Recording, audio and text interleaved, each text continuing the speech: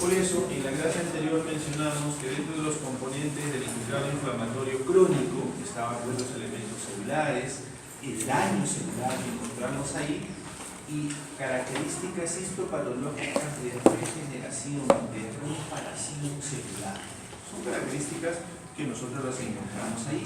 ¿Qué significa? Que en un proceso inflamatorio crónico yo no solamente voy a encontrar los elementos celulares que forman parte del mecanismo de defensa crónico, ¿no? Leucocitos, macrófagos, histocitos, sino también yo voy a encontrar fibras de colágeno, fibroblastos, ¿no? Que son el componente básicamente de reparación de estos tejidos. El día de hoy, como en sus sílabos está separado inflamación aguda, inflamación crónica y reparación de tejidos, el día de hoy vamos a hablar básica y netamente de la reparación de los tejidos.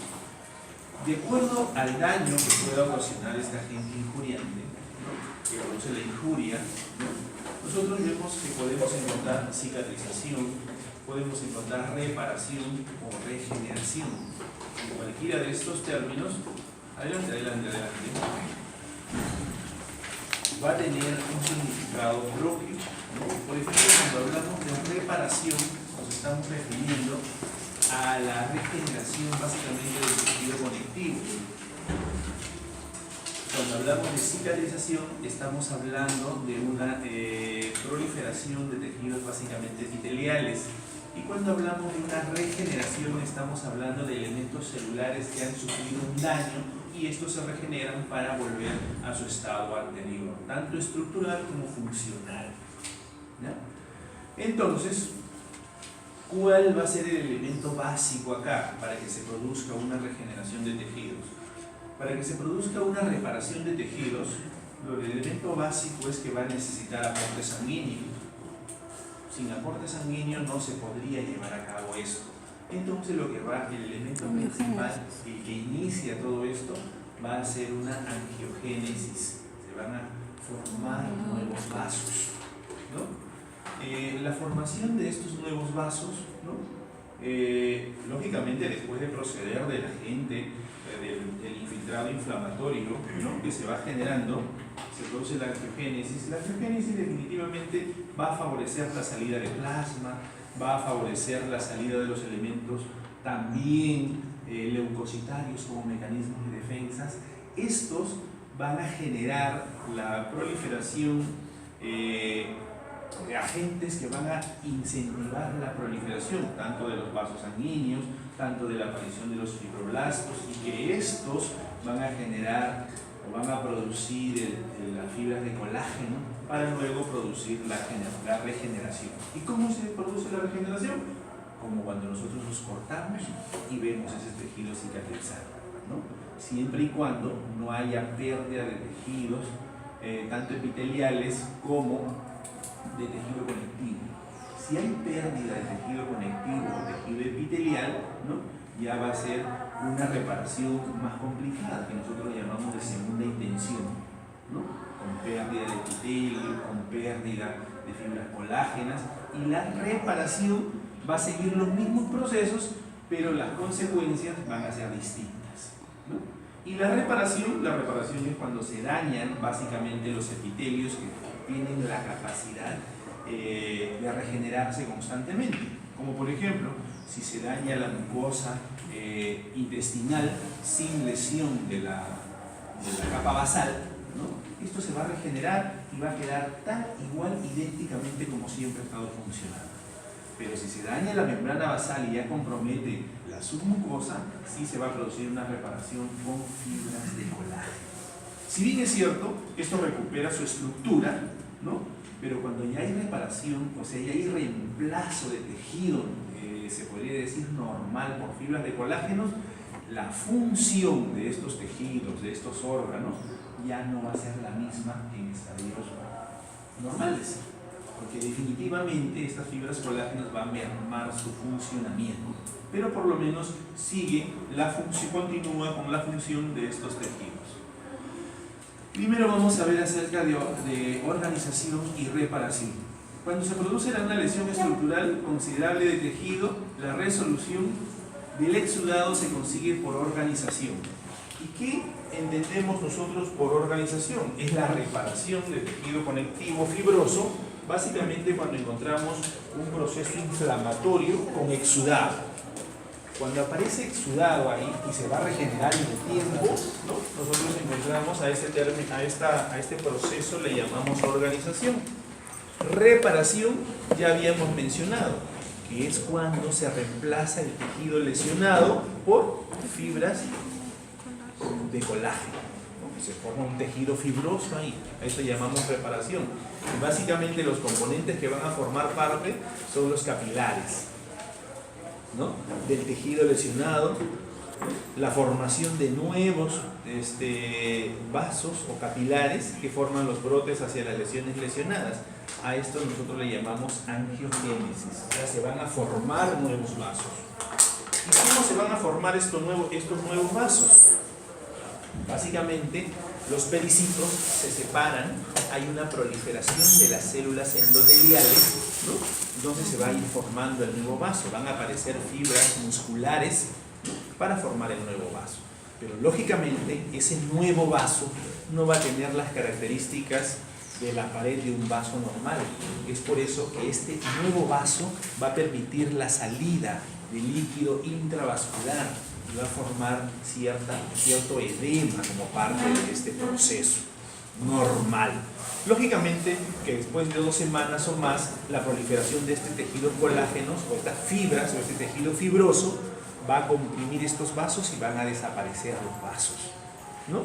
Es lo que vemos nosotros, por ejemplo, les había mencionado en la clase anterior, en el infarto antiguo de miocardio. El infarto antiguo de miocardio tiene este proceso y una de las características histopatológicas es infiltrado inflamatorio crónico leve, que podemos encontrar algunos mononucleares, la presencia de vasos, ¿no? Si no lo han visto y lo van a ver en la práctica, van a ver los vasitos que están presentes ahí en el tejido fibroso, ¿no? Y lógicamente el reemplazo de los cardiomiocitos por fibras de colágeno. Eso es lo que nosotros encontramos presentes ahí.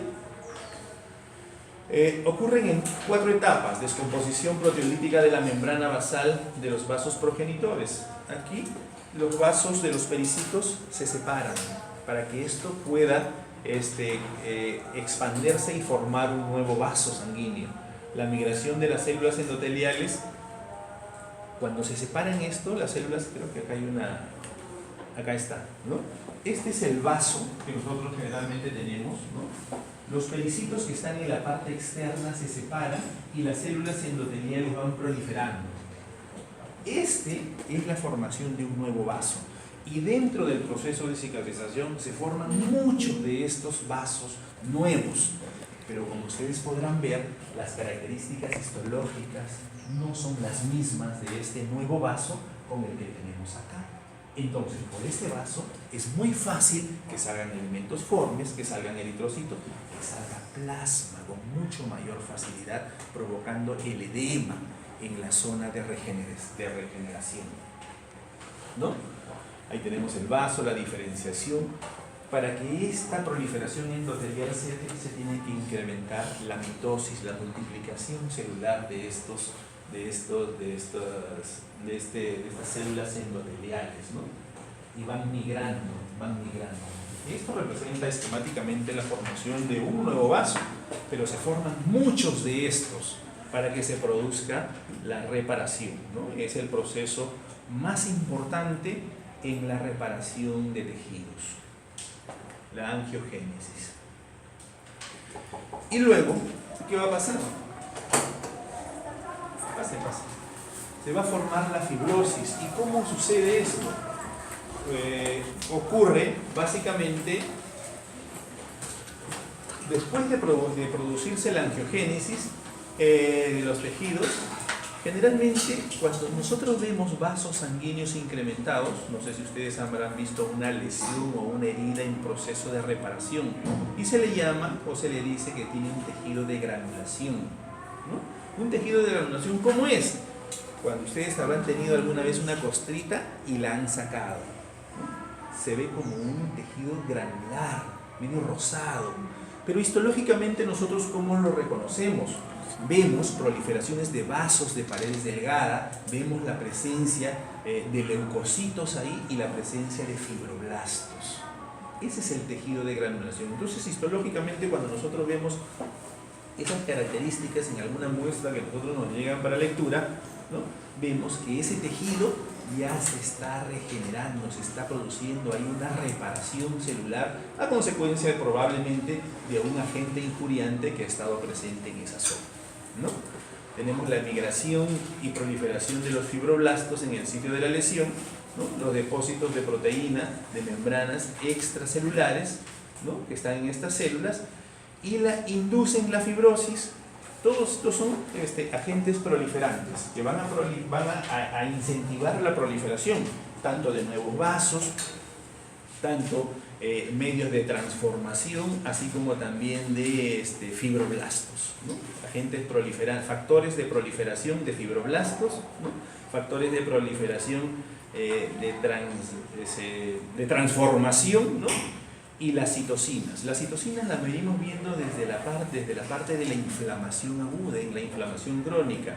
En esta parte van a formar van a actuar, ¿no?, para ayudar a la proliferación de los nuevos vasos, y aquí tenemos la interleuquina 1 y el factor de necrosis tumoral como factores importantes para la reparación de tejidos, ¿no? Luego de eso hay una organización o una remodelación de este tejido fibroso, ¿no? Hay unas colagenasas que van a provocar que estas fibras colágenas se organicen, compriman nuestros vasos sanguíneos y se produzca básicamente y termine con la cicatrización de estas células, ¿no?, o de estas lesiones, ¿no? La respuesta inmediata es la angiogénesis. En 24 horas lo que tenemos en una lesión son los polimorfonucleares. Al tercer día estos polimorfonucleares son reemplazados con macrófagos, y los macrófagos son los que van a ser encargados de sacar al agente injuriante, de fagocitar a las células dañadas aquí en parte, ¿no? Y ya al sexto día o de 3 a 5 días aparece el tejido de granulación, ¿no? Este tejido de granulación, como les decía, nosotros si nos sacamos una postrita, o si ustedes han visto alguna vez en los cirujanos en una herida expuesta en el hospital que la van curando, tiene un aspecto granular, por eso le llamamos tejido de granulación, blando, de color rosado, que se observa generalmente en las heridas en proceso de reparación. Y en la microscopía hay proliferación de fibroblastos, de capilares finos, de paredes delgadas, ¿no?, y de una matriz extracelular laxa. Esas son las características de este tejido.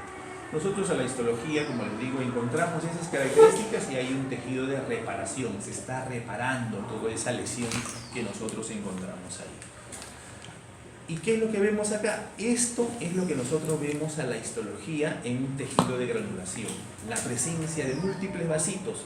Pero si nosotros observamos estos vasos que están aquí, sus paredes son muy delgadas, no son como unas paredes de vasos normales, ¿no? Y miren, estas son las fibras de colágeno, bastantes fibras de colágeno que están produciendo, que están ahí para producir la reparación de estos tejidos, ¿no? Aquí generalmente ha visto una lesión, están reparando los vasos. Elementos celulares muy escasos, mononucleares, ¿no?, muy escasos en este proceso reparativo. Y en esta otra zona ya es el mismo corte, pero aquí vemos una coloración especial, que es la tricrónica de Mason. La tricrónica de Mason nosotros la utilizamos para evidenciar, por ejemplo, ¿no?, como vemos acá, todas estas son fibras colágenas y las fibras colágenas se pintan de azul, ¿no? A veces esto es de mucha importancia cuando nosotros queremos determinar la fibrosis en la cirrosis hepática. Si la fibrosis solo está localizada en el espacio porta, si ya se está extendiendo más allá del espacio porta, incluso para demostrar si ya está uniendo espacios porta con espacios porta o espacios porta venas centronucleares. Cuando son muy pequeñitas estas fibras colágenas en una muestra de hígado, a veces no la vemos, se ven rosaditas muy tenues a la coloración de hematoxilina y eosina, que es la que nos muestran a diario. Entonces, nosotros le pedimos una fibra de una tricrómica de Mason y vemos que pinta de color azul. Si pinta de color azul, esas son fibras colágenas. Y si me forman nódulos azules, yo diré que ya hay una psicosis ahí, ¿no? Si no lo puede evidenciar en hematoxilina y eosina. Porque miren, aquí hay abundantes fibras de colágeno. ¿Se logran distinguir? Algunas, ¿no? Miren, ve, algunas, ¿no? Las distinguimos. Pero en la triclómica de Mason me pinta todo. O sea, está presente en forma abundante las fibras de colágeno. Y a veces en ojos no muy bien entrenados, ¿no? Nuestros residentes, sí hay fibras colágenas, pero ven escasas. Pero cuando le piden una triclómica de Mason, miren, ve cómo se ven abundantes. Y los vasos que están presentes en la formación o en la reparación de este tejido. Definitivamente, esta reparación de este tejido, sea cual sea, sea de donde sea, por ejemplo, si es el músculo cardíaco que ha producido una necrosis coagulativa y después de 8 semanas llega a estar así, definitivamente estas fibras de colágenos están reemplazando a los cardiomiocitos que alguna vez existieron y que se lesionaron y que entraron en una necrosis coagulativa. ¿Qué significa? Que esta parte de este músculo cardíaco, de ser el caso, no va a funcionar en forma normal como se lo debe funcionar, porque esto ya no va a tener contracción, ¿no? Y dependiendo de la zona va a provocar un daño, ¿no? Que puede vivir el paciente, y si es muy grande puede morir. Pero si es grande ya no hace este proceso, muere, y nosotros encontramos en las fibras al corte del corazón amplias áreas de necrosis, nada más. Esto nosotros observamos en el músculo cardíaco cuando el paciente logra sobrevivir a un infarto. Ahí lo podemos ver, porque necesita neovascularización, aporte de oxígeno, eritrocitos, ¿no? Y todos sus componentes, sus nutrientes para formar este tejido de reparación.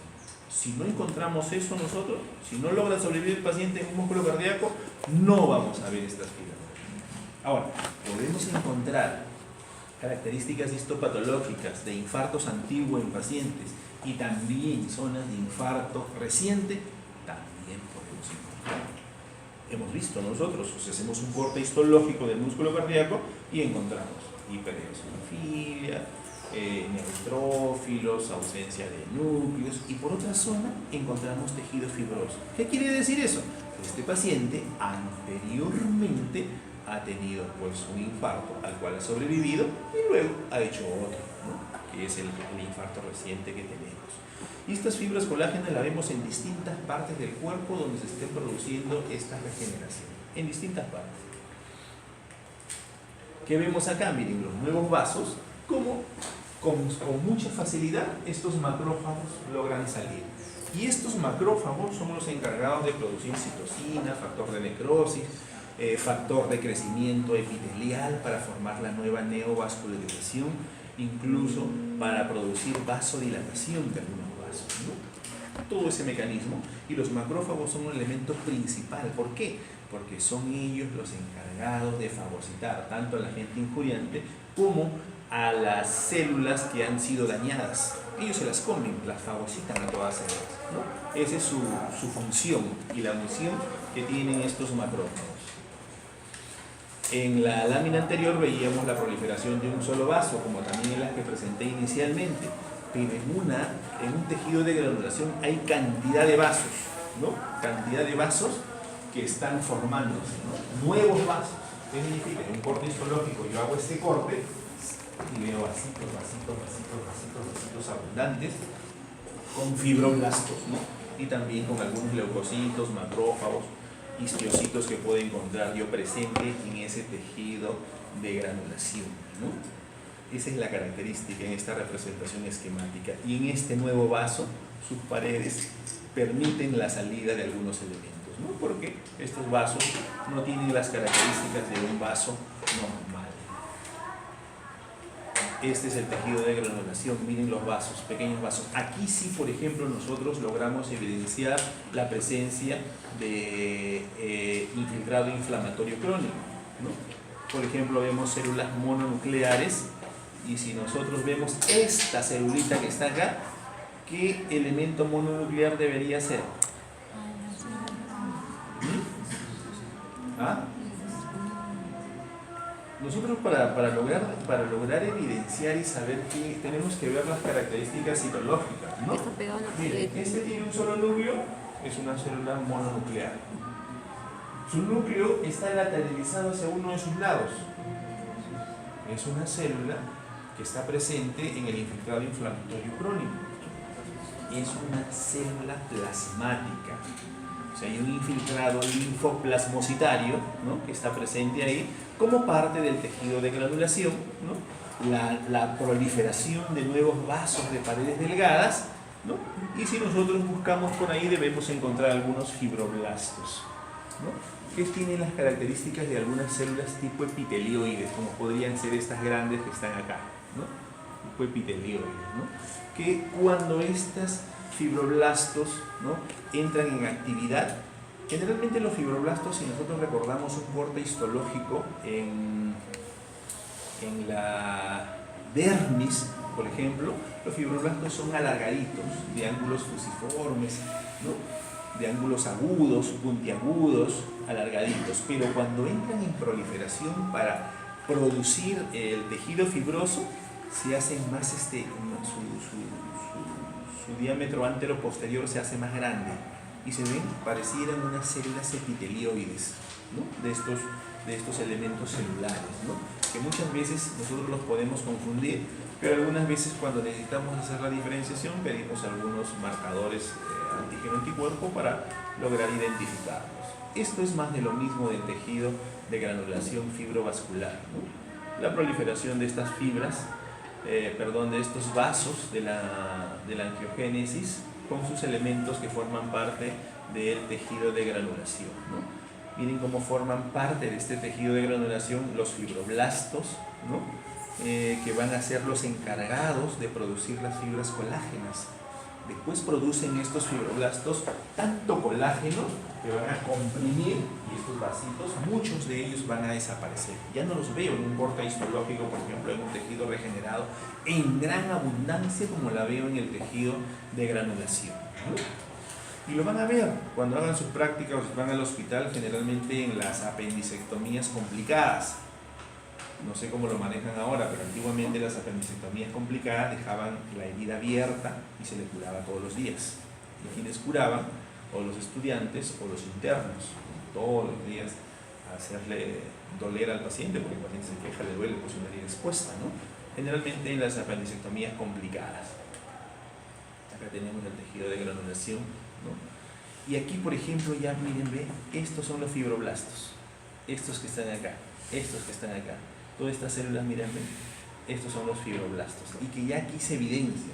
Lógicamente, pues con la magnificación de la imagen ya pierden sus características histológicas normales, pero nosotros logramos identificarlas, ¿no?, con presencia de vasos, de paredes delgadas, de fibras colágenas, que deben ser estas que están acá, que en una población de tricrómicas y las pintamos deben haber varias de azules, y el infiltrado linfocitario, ¿no?, que está acompañando, que debe ser agudo o crónico.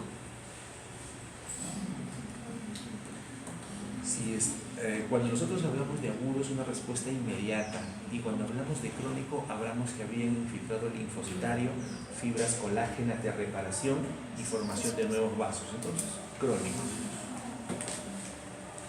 En el agudo no hay reparación, más bien cuando nosotros tenemos una herida que quiere cicatrizar y tenemos un infiltrado inflamatorio agudo, eso va a ser contraproducente para que se produzca la reparación de tejidos. Mientras haya el agente injuriante ahí, que puede ser una bacteria, no va a llegar a regenerar o no va a llegar a formarse el tejido fibroso de reparación, porque lo primero que hay que hacer es eliminar al agente injuriante, ¿no?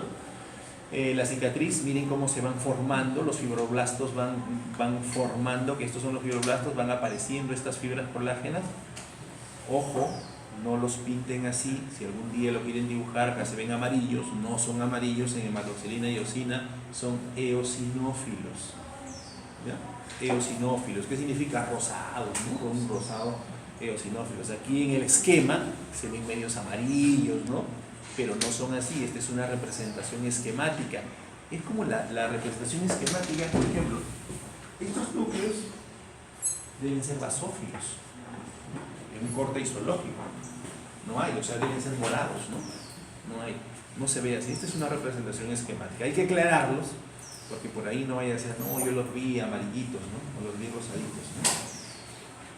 Ya ha pasado en otras oportunidades, espero que con ustedes no. Entonces, mire cómo conforme van apareciendo gran cantidad de estas fibras colágenas, van disminuyendo el número de los nuevos vasos, ¿no? En el proceso. Y nosotros vemos así. Esta es la cicatriz colágena, miren, ve. Así queda después de una cicatrización de un par de meses. Todavía vemos la presencia de algunos vasos, y eso es una de las características histológicas, pero no, acá hay otro, pero no en la cantidad que la veíamos en el tejido de granulación. Van disminuyendo en sus números, presenta el infiltrado inflamatorio crónico, fibroblastos. Miren cómo los fibroblastos, ya cuando se han reparado, ha pasado todo el proceso, son más fusiformes, y estos recuerdan a los de la dermis, ¿no? Alargaditos, con núcleos, ¿no? En cambio, cuando están en actividad produciendo fibroblastos, son como más, decía mi maestra cuando hacía la residencia, son más gorditos, decía, ¿no? O sea, son como unas células más epitelioides, pero cuando están así son más alargaditos, ¿no? Como lo tenemos acá. En el proceso de cicatrización de heridas induce una respuesta inflamatoria aguda. Si yo me corto con un bisturí, inmediatamente a las 24, ¿en cuánto tiempo salían los polimorfonucleares a hacer la respuesta inmediata? En la primera clase se los dije. En 6 horas salen, ¿no?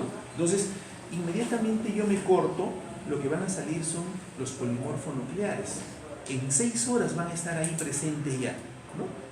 Como una respuesta inmediata. Luego, lógicamente, van a desaparecer y van a ser reemplazados por macrófagos, ¿no?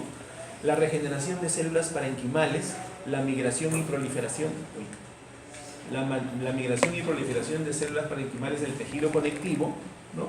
Síntesis de proteínas de la matriz extracelular, remodelación de elementos parenquimales para restituir su función, y remodelación del tejido conectivo para dar resistencia a la herida. Definitivamente para restituir su función, pero esta reparación celular no va a permitir que la estructura que tenga reparación, sea cual sea, vuelva a tener su función normal. ¿Qué significa eso? Cuando nosotros nos operamos, o alguien se opera, hay una cicatrización de la herida operatoria cuando es a cielo abierto. ¿Qué significa? ¿Va a tener la misma capacidad funcional esa cicatriz, ese cielo abierto, que en el epitelio normal? No va a tener. Después de haber regenerado completamente, su capacidad funcional se va a reducir en un 20 a 30%, ¿no? El 70%, dice sus Robbins, que ustedes ven por ahí. Ese Robbins, el 70%, ¿qué significa? Que cuando yo me opero, yo tengo una cicatriz, que me han hecho una apendicectomía, la cicatriz, su función del epitelio que ha regenerado y que ha aparecido ahí, su capacidad está disminuida en un 20 a 30%, ¿no? Y si no hay una regeneración adecuada, puede ser incluso menos. El 70% de su capacidad de protección es cuando está con hilos de sutura. Luego que sacamos el hilo de sutura, a la semana tiene una función de protección nada más del 10%, y cuando se regenera totalmente, como hemos visto finalmente que tiene pocos vasos, solo el 70%. O sea, su capacidad funcional en todo tejido de reparación, sea el órgano que esté localizado, la función no se recupera al 100%, pero sí va a permitir que la función sea parcial y que logre sobrevivir el paciente, ¿no? Como es en el infarto de miocardio, ¿no? Como es en las heridas operatorias o en las heridas por cortes, por accidentes, etc., ¿no? Y luego se produce una remodelación de estos tejidos, donde va a actuar básicamente colagenasas para tratar de modelar básicamente esta proliferación. También hay respuestas exageradas, como por ejemplo la cicatriz queloide. En la cicatriz queloide, ¿qué hay? Hay una respuesta exagerada de los fibroblastos a la producción de tejido fibroso, y nosotros vamos a ver en la histología cortes donde en la dermis vamos a ver haces de fibras colágenos gruesos. ¿no? Y estos haces de fibras colágenos gruesos van a proliferar en la dermis. ¿Y qué van a producir? Ustedes han visto una cicatriz, si me corto, ¿alguna vez han visto a alguien por la calle que tiene una cicatriz en la cabeza? ¿Ahí tiene pelos o no tiene pelos? Ese proceso de cicatrización, como una de las características histológicas, origina la disminución o ausencia de anexos cutáneos. O sea, las fibras colágenas pueblan abundantemente esa zona y ya no hay anexos cutáneos. Y dentro de los anexos cutáneos que tenemos, los folículos pilosos. Es por eso que cuando alguien sufre un corte, ahí ya no crece cabello, ¿no? Y se nota, ¿no? Se nota como un huequito ahí, ¿no? Se notan aquellos que han tenido este tipo de lesión, ¿no? Eso como una de las características de este proceso de cicatrización, ¿no? Aquí tenemos inicialmente la inflamación, luego el tejido de granulación, la contracción de la herida y la acumulación del colágeno remodelado. Todo eso en la línea del tiempo, ¿no? Más o menos en cuántos días van apareciendo estos cambios, ¿no?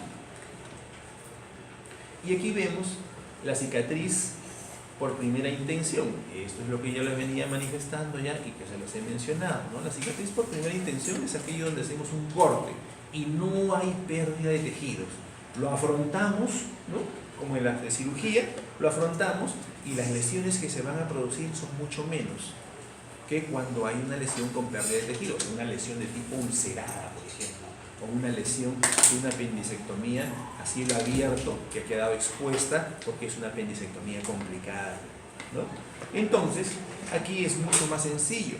La repitelización va a ser casi normal. Acá lo vemos, vamos a verlo, acá lo tenemos, ¿no? Esta es la cicatrización por primera intención. Miren, un corte completamente donde no hay pérdida de los tejidos, simplemente se afronta esto. Inmediatamente, ¿cuál es la primera respuesta cuando nosotros afrontamos eso? ¿Qué va a aparecer? Yo me corto, ¿qué es lo primero que veo que aparece? Que va a permitir que la sangre ya no siga saliendo. Se acumulan plaquetas, eritrocitos, fibrinas, ¿no? Y forma una costra, ¿no? Esa costra, ¿no? Luego se va a reabsorber, se seca esto, y esto va a permitir la proliferación tanto del tejido epitelial, al final se repara esto, como la regeneración de esto. Y aquí, en esta dermis, si el corte está por debajo del epitelio, ¿no? De la piel, voy a encontrar pequeñas fibras colágenas. Se van a formar nuevos vasos, van a aparecer inicialmente neutrófilos, luego macrófagos, luego van a aparecer los fibroblastos, ¿no? Y todo esto va a dar lugar a la aparición de fibras de colágeno. Pero como es una herida pequeña donde no hay pérdida de tejido, estas fibras de colágeno van a ser escasas. No va a haber una respuesta exagerada aquí, porque no hay pérdida casi de tejido. Donde nosotros vamos a ver eso, miren, ven cómo se repara acá en este gráfico y el epitelio recupera.